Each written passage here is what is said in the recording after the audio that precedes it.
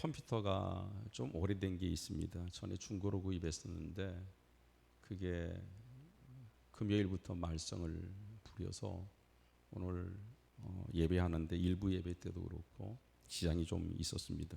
여러분이 좀 이해를 해 주시길 바랍니다. 오늘은 행복의 의미를 아는 사람이라는 제목으로 하나님 말씀을 나누도록 하겠습니다. 한 주인이 어느 날 저녁에 자기 종을 불렀습니다.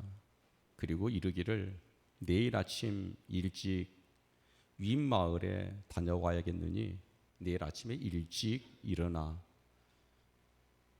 이를 부탁을 했습니다. 그런데 다음 날 아침 일찍 일어나 주인이 이 종을 찾아보니 아무 데도 없습니다. 한참 만에 이 종이 나타났기에 너 어디 갔다 왔느냐 물었습니다. 대답하기를 저 윗마을에 갔다 왔습니다 하는 겁니다.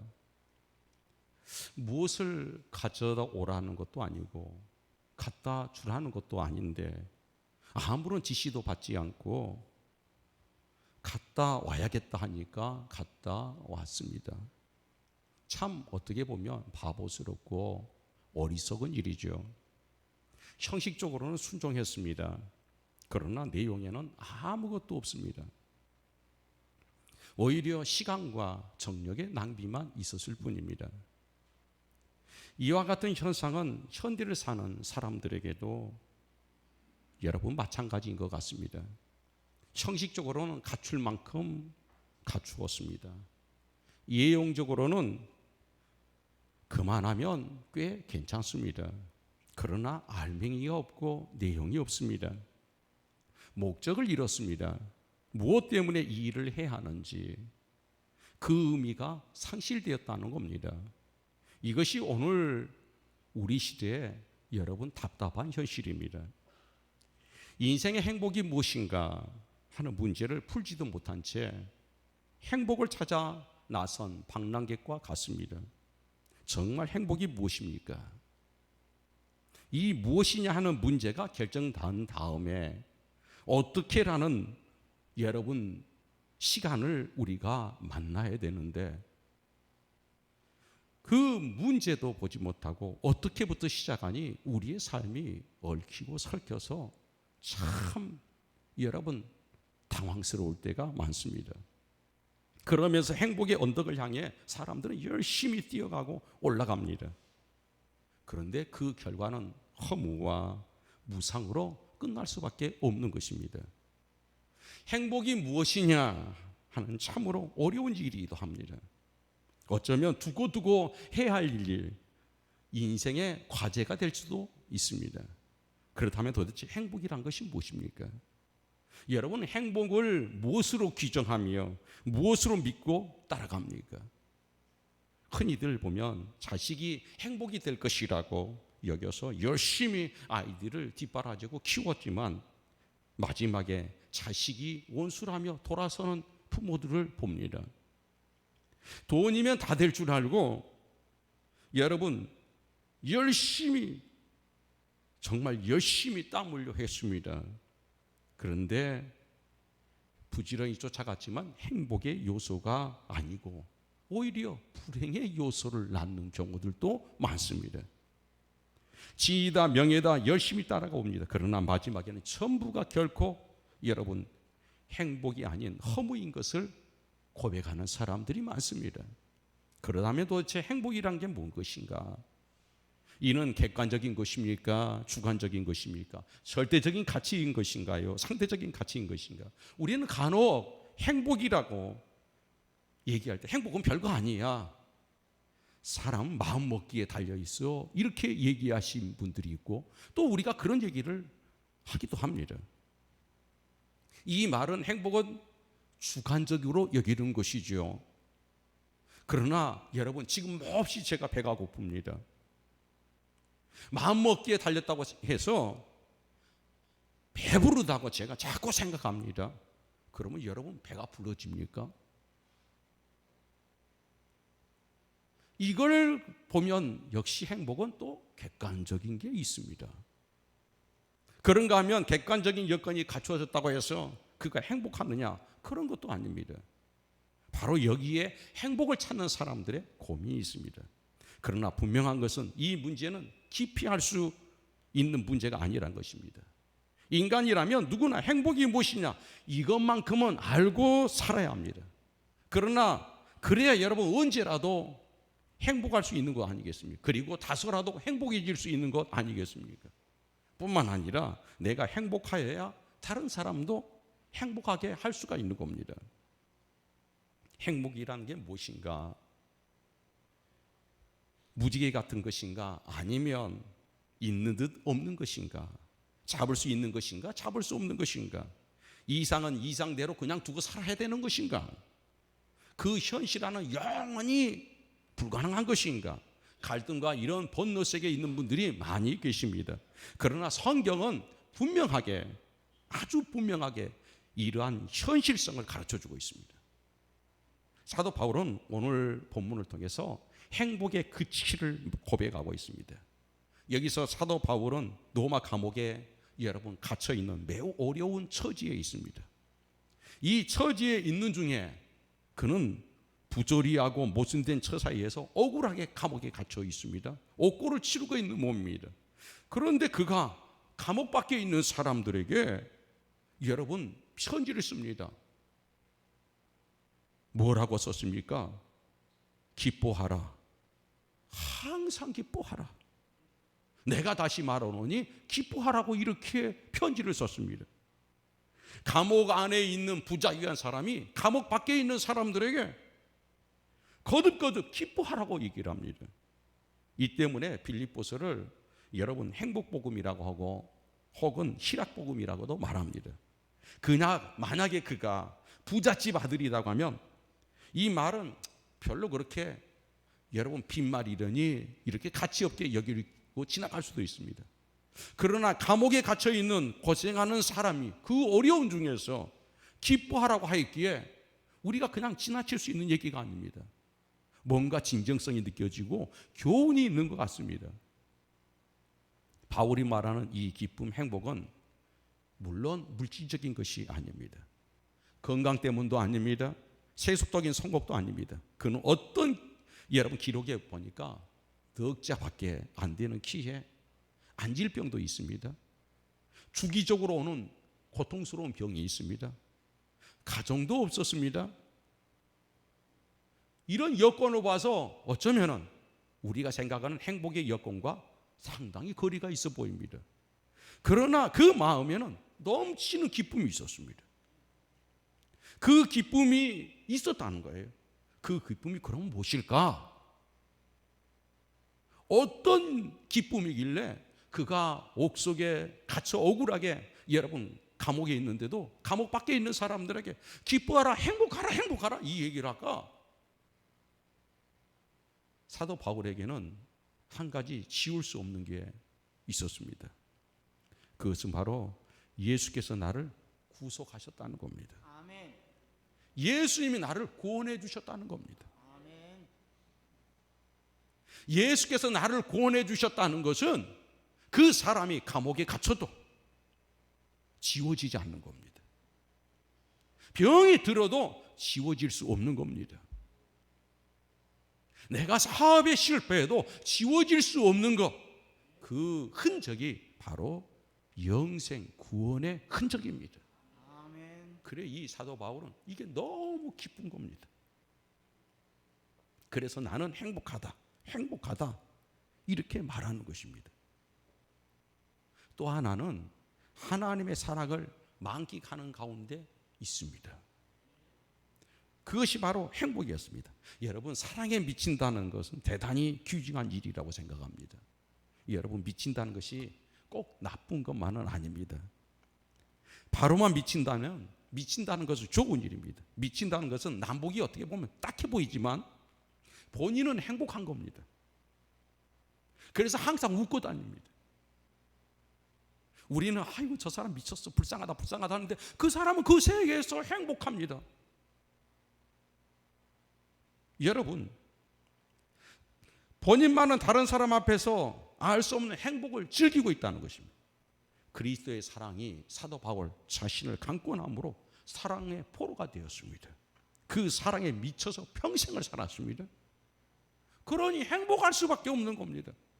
다른 것도 가질 수 없는 특별한 것을 안고 있는 겁니다. 하나님의 사랑을.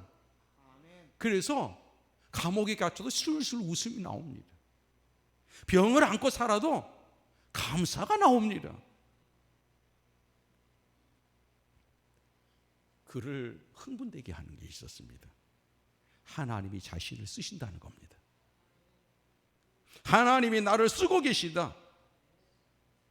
하나님께서 내게 소명을 주셨다. 이게 행복이었습니다.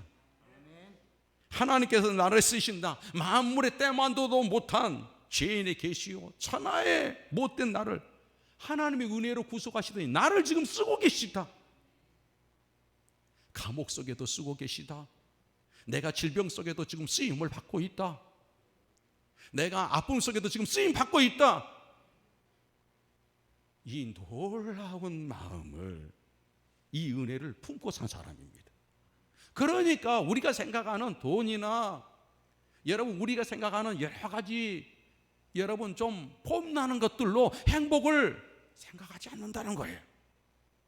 그는 정말 날다름 쉽게 얘기하면 하나님적인 행복을 가지고 살고 있다는 거예요. 오늘 여러분에게 그 행복이 있습니까? 아멘. 여러분의 그 행복이 있기를 원합니다. 아멘. 그래서 행복하다고 하는 거예요. 여러분 갈라디아서 1장에 보면 사도 바울이 이런 고백을 해요. 어머니의 태로부터 태증함을 받고 나를 이방인의 사도로 부르셨다. 그의 행복의 출발이 이거예요. 하나님이 나를 모태에서부터 나를 선택해 주셨다. 이게 행복이었어요. 하나님이 나를 모태에서부터 행복하다. 하나님의 필요에 의해서 하나님이 인생을 나를 불러내셨다. 여러분을 하나님께서 불러내신 것은 여러분의 인생에 하나님이 필요해서입니다. 여러분이 필요하신 겁니다. 그래서 하나님이 불러내신 거예요. 얼마나 감사한 일이에요. 내가 필요하다 하시니 여러분 그게 아니고 하나님이 필요하시다니 내가 필요한 겁니다. 하나님이 사랑하시다고 하니 나는 사랑받은 존재인 겁니다. 아멘. 이게 다른 거예요.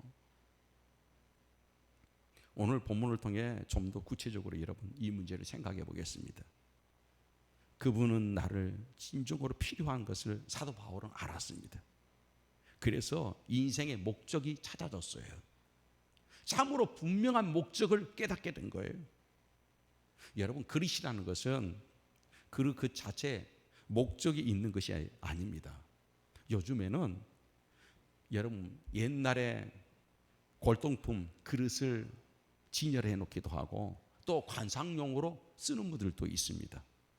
그러나 그릇이란 본래 그 속에 무엇을 담기 위한데 목적이 있습니다. 사도 바울은 자기는 비록 부족하고 하나의 질그릇이었지만 하나님이 그곳에다 담아주는 은혜가 있었습니다. 하나님이 나를 쓰시고자 하는 부어주는 것들이 있었습니다. 그래 행복한 거예요. 너무너무 감사하고 행복했어요. 그리스도의 종으로 필요해서 이웃을 위해서 이방인들을 위해서 그 소명을 자신에게 부어주신 거예요. 그래 그 자체가 너무너무 행복했다는 것입니다. 여러분 좀 우스운 얘기인데요. 저희 집 딸아이가 주희입니다. 이름 기억해 주세요. 기도해 주시려면 주희.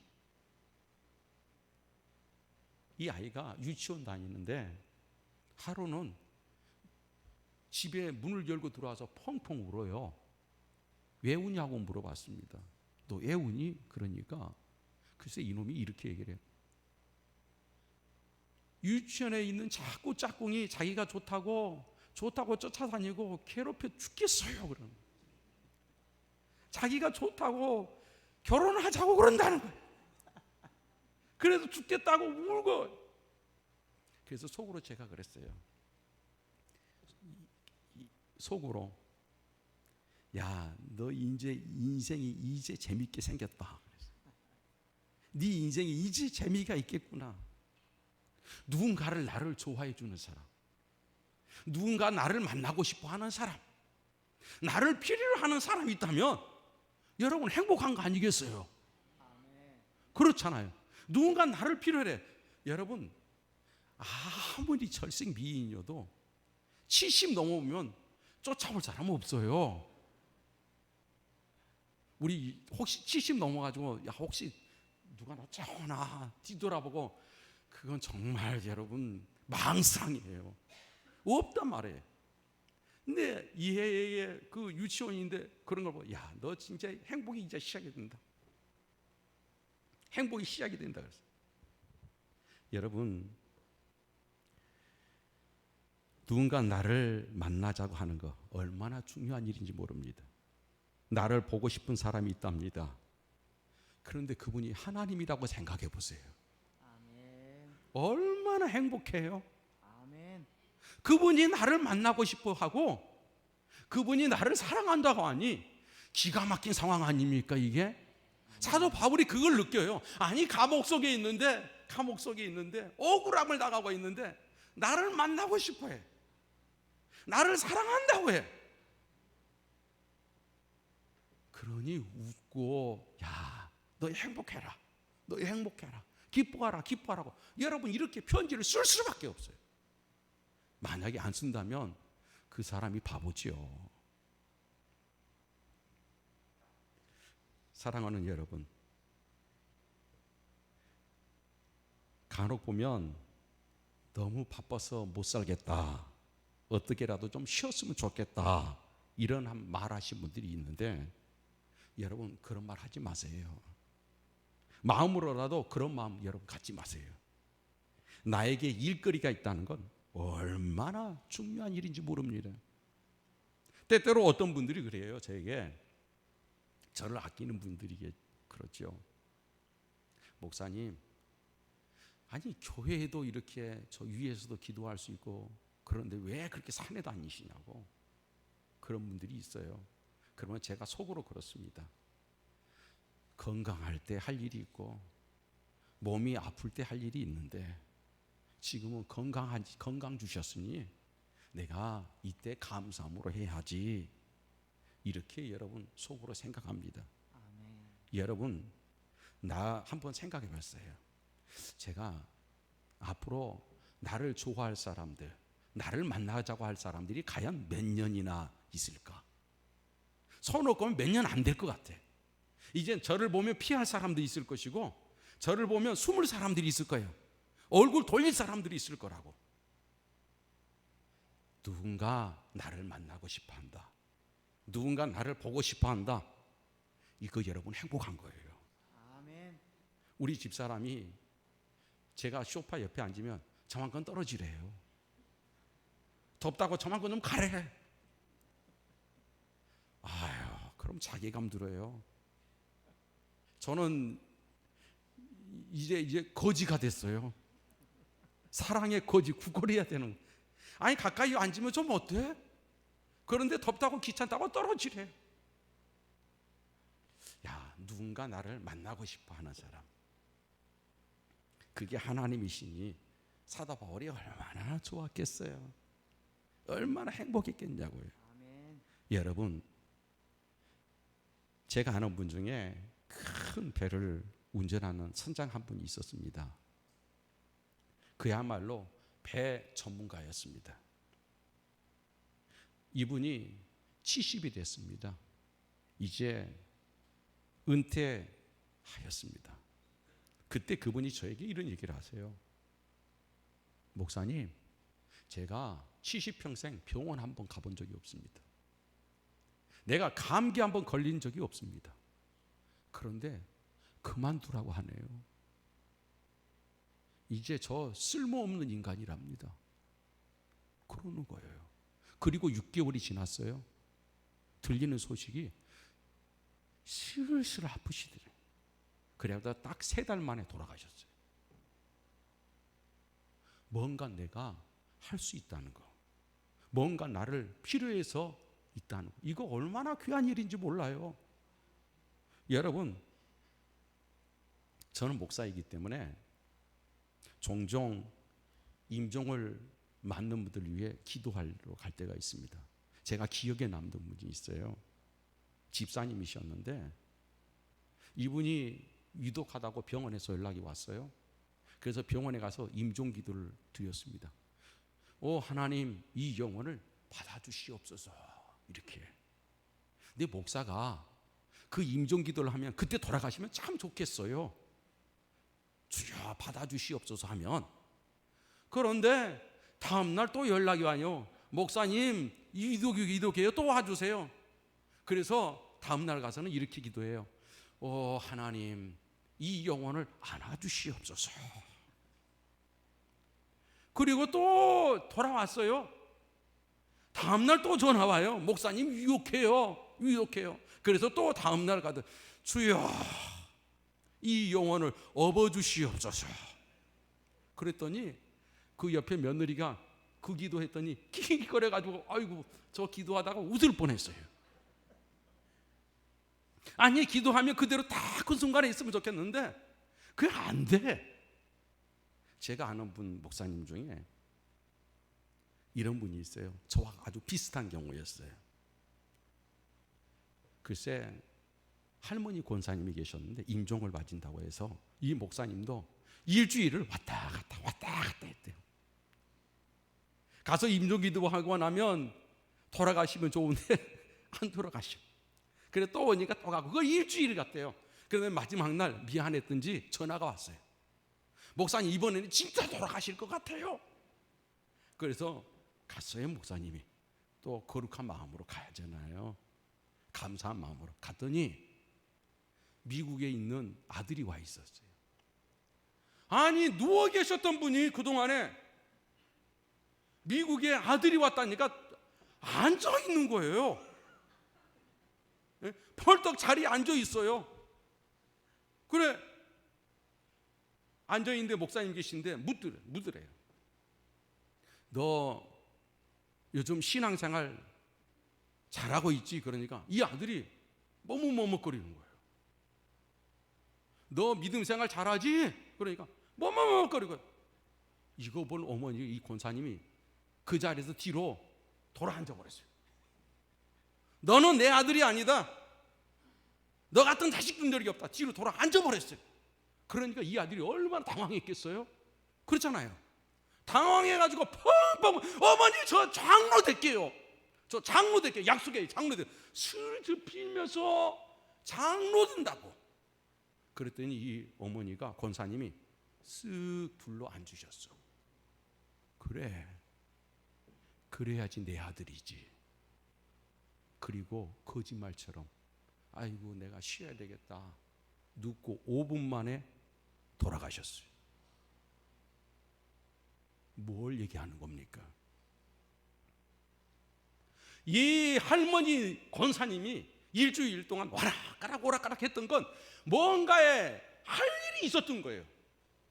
하나님이 그에게 할 일을 남겨두신 거라고. 그래서 그 할 일 위에 이 어머니가 살아계신 거예요. 뭘 얘기하는 거예요?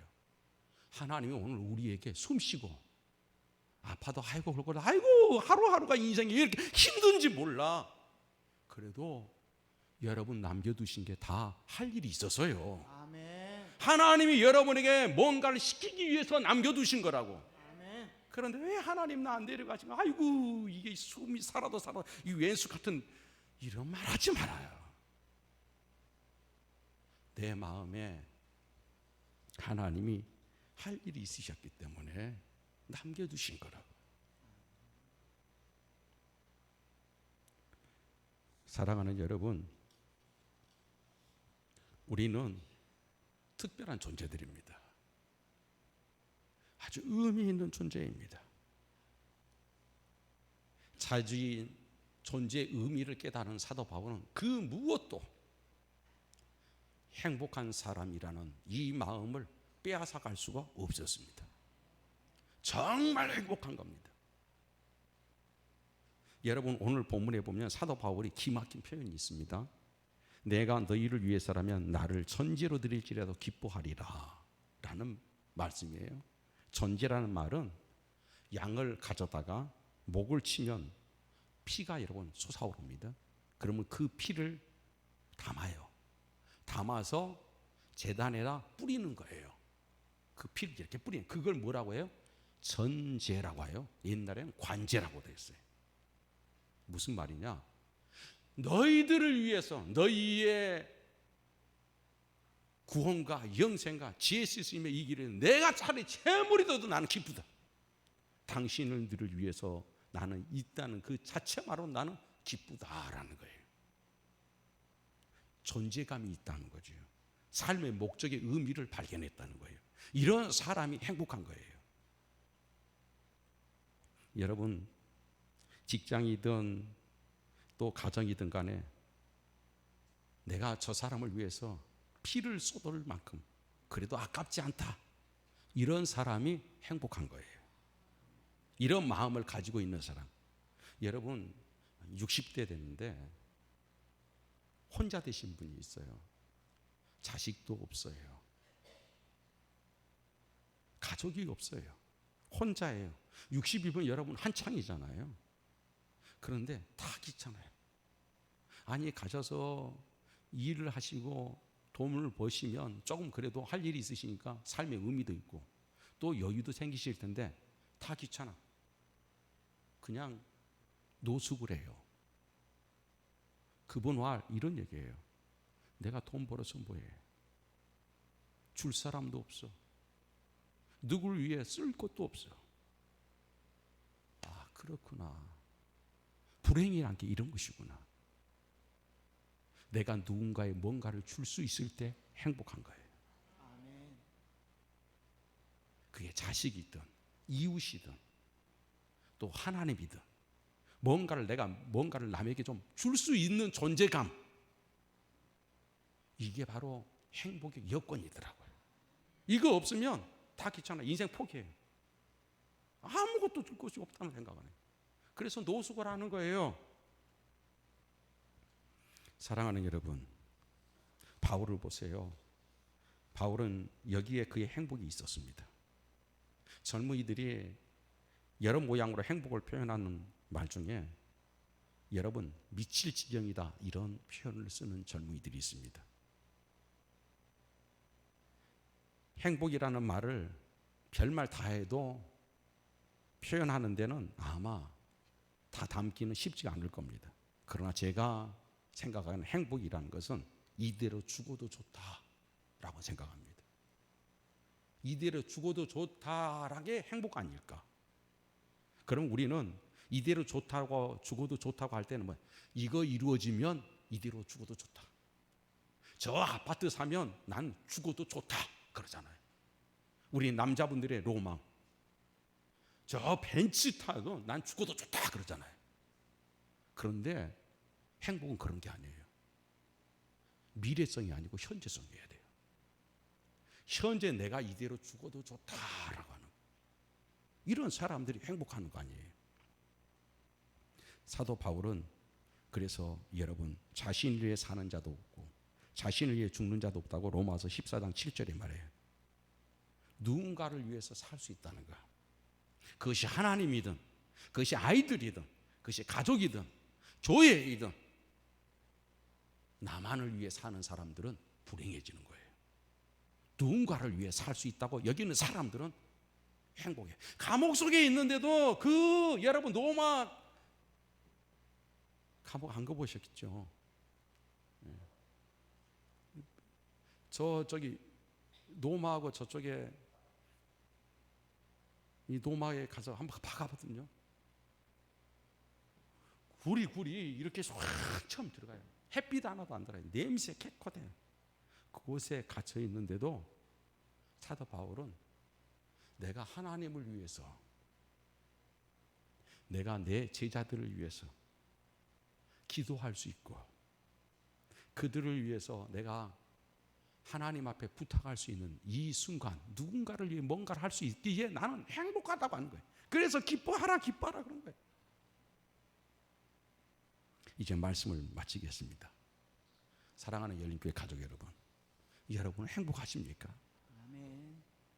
오늘의 말씀의 의미를 다시 한번 깨달으시고 내 자신을 돌아보면서 한번 십자가 앞에 서셔서 나라는 존재는 어떤 모습으로 서 있는가 한번 점검을 해볼 수 있기를 바랍니다. 바울의 행복은 영원한 것이면서 또한 현재적인 것이었습니다. 추상적이면서도 구체적이었습니다. 그는 이 행복으로 슬픔을 이겼습니다. 이 기쁨으로 모든 고난을 이겼습니다.